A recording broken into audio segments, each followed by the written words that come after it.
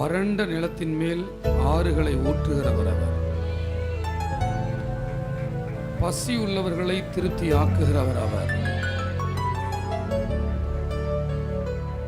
ஒருவேளை உங்களுக்கு நல்ல வசதிகள் இருக்கு, வாய்ப்புகள் இருக்கு, வருமானம் இருக்குதுன்னு சொன்னா உங்க உள்ளம் வறண்டு இருக்குமான்னு எனக்கு தெரியாது.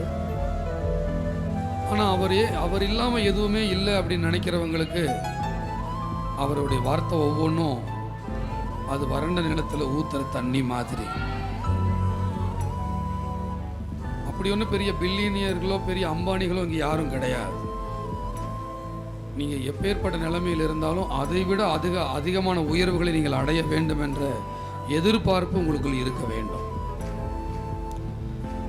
ஏனென்றால் யாக்கோப்பு என்பவன் பரவி போகிற ஆறு போன்றவன். இதோடு போதும் என்று நினைத்தீர்களானால் அதோடு முடிந்துவிடும். ஆனால் இன்னும் இன்னும் என்று நீங்கள் வாஞ்சியோடு இருப்பீர்களானால் உங்கள் எல்லைகள் விரிவாக்கப்படும். அவனுடைய விசுவாச அளவுக்கு தக்கதாக கர்த்தர் கிரியை செய்கிறார். சத்தம் ஆமென் சொல்வீர்களா?